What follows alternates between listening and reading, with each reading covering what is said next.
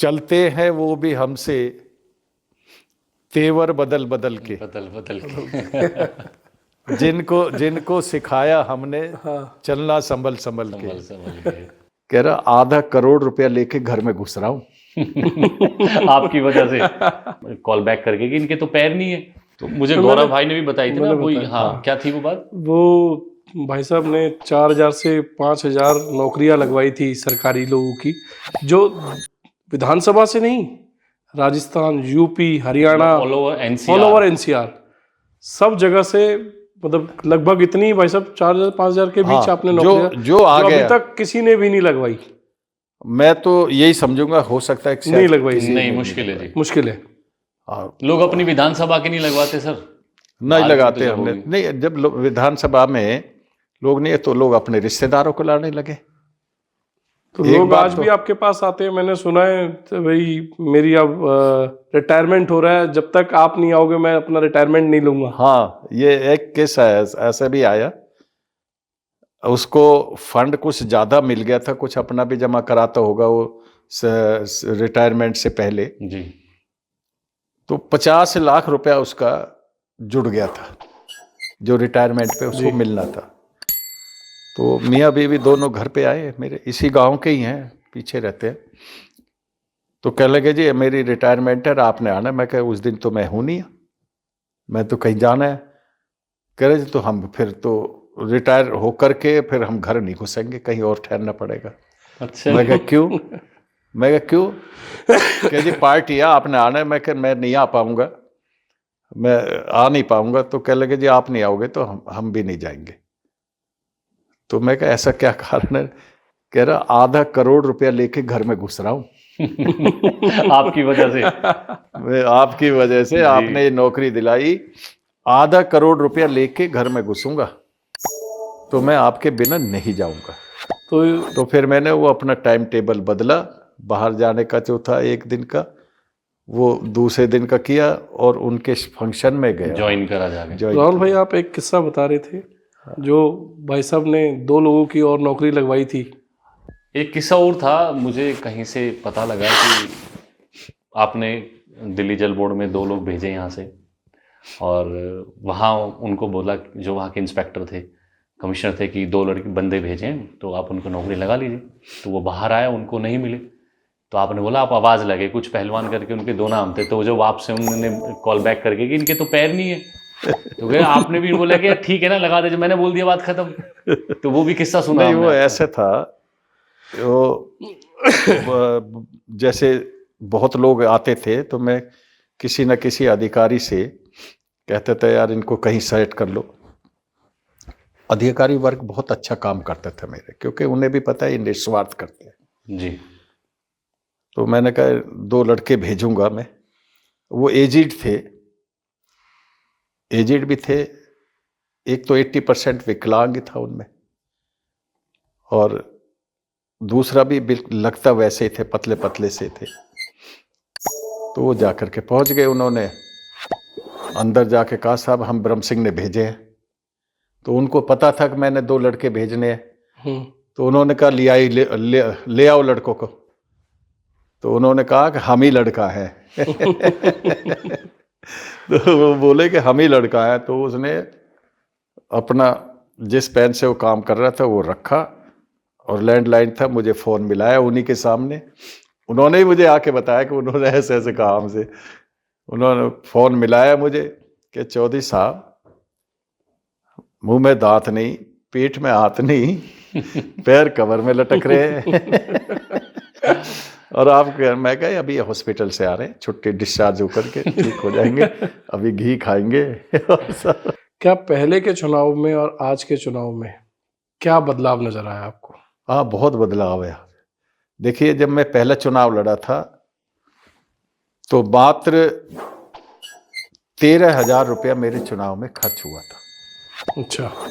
जो शुरू का पहला चुनाव मैंने लड़ा 77 वाला। हाँ, और एक दिन बाजार का दौरा पैदल था तो दुकानदारों ने नोटों की मालाएं डाली मेरे गले में, तो वो 17,000 रुपया मुझे मिला उस टाइम पे, उस समय पे।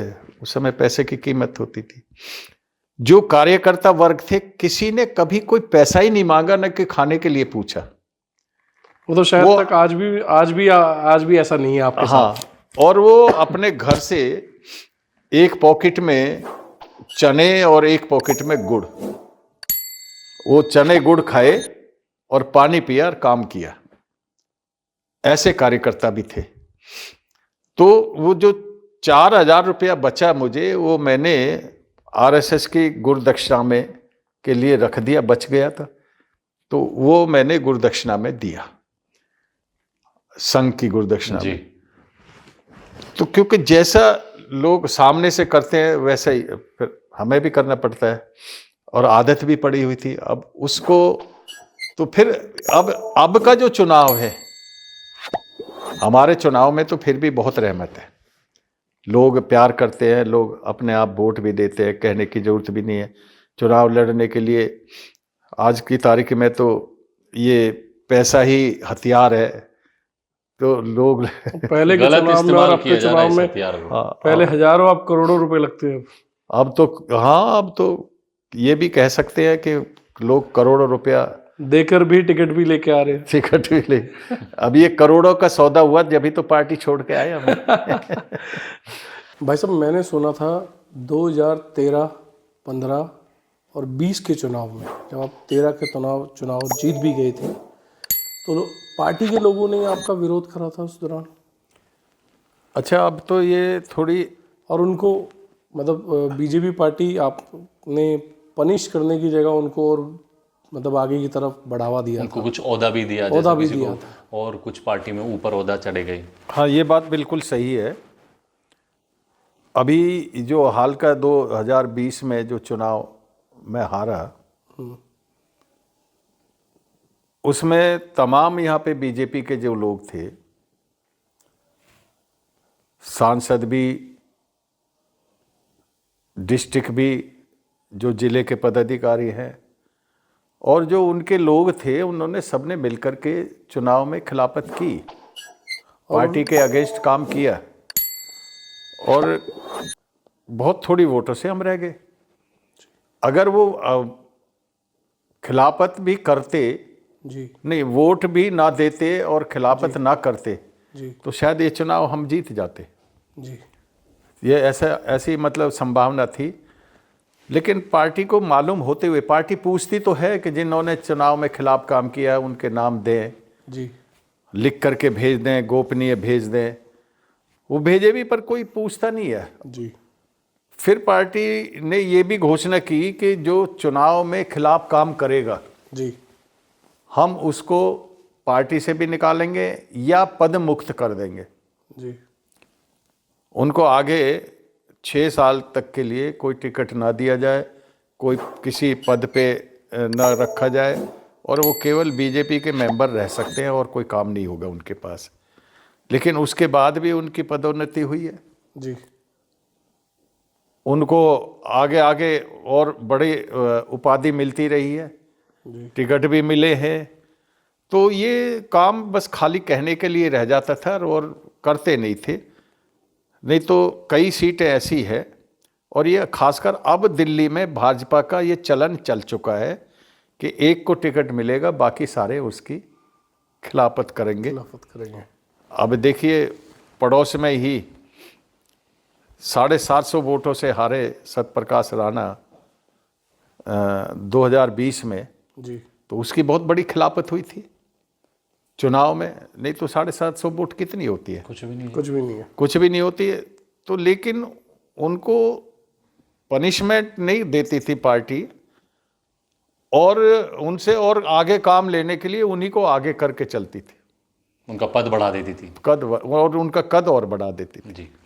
तो ये भी एक बहुत बड़ा कारण रहा है बैकफुट का। और मैंने बताया ना कि अब पार्टी में आचार विचार भी बदल गए हैं, लोग भी बदल गए हैं, समय भी बदला है। जैसे समय के साथ जैसे समय बदलता गया, उसके साथ साथ लोग भी बदले हैं, और उनके सोचने के ढंग, तरीके, आचार विचार सब बदले हैं, और तभी ये सारा काम। जी, मैंने एक बात और सुनी है, आपने इस क्षेत्र में से भी अलावा और दूसरे क्षेत्रों में भी लोगों को काफ़ी बीजेपी पार्टी ज्वाइन करवाई और उन्होंने उनको टिकट दिलवाई, और वो लोगों ने भी आपकी खिलाफत करी। ये तो प्रवृत्ति बन गई है अब, लेकिन काम तो हमने पार्टी को आगे बढ़ाने के लेकर ही किया था। जी खूब काम भी हुआ, पार्टी में मेंबर भी बनाए, पर बाहर के लोगों से नुकसान नहीं हुआ हमें ज़्यादा। हमें तो जो दिल्ली में ही रह करके अपने जो आसपास के जो क्षेत्र के लोग हैं उन्होंने ही नुकसान पहुंचाया, जिनको हमने, वो कहते हैं ना कि वो साबरी ब्रदर्स की एक गजल है, चलते हैं वो भी हमसे तेवर बदल बदल के, बदल बदल के जिनको सिखाया हमने चलना संभल संभल के। संभल के। तो ऐसे लोग भी हैं, और यहाँ पे तो गिनती बहुत है, दर्जनों है। दर्जनों। इस मेरी विधानसभा क्षेत्र में दर्जनों ऐसे लोग हैं कि जिनको कुछ बनाया, बनाने वाला करने वाला ऊपर वाला है जी, लेकिन कुछ जो इंसानियत के तौर पे जो हमने उनको आगे बढ़ाया, और वो आगे इतने बढ़ गए कि मुझे ही ठोकर मार के आगे जाने लगे। तो अब उनकी प्रवृत्ति है, अब उनको समाज देखेगा, जी, अब वोटर देखेगा उनको, जी, अब उनको वोटर देखेगा। जी। अब समय आ रहा है, अब रिजल्ट उनको मिलेगा, जी। और जो ईश्वर करता है अच्छा ही है। It is all for the best. Ji.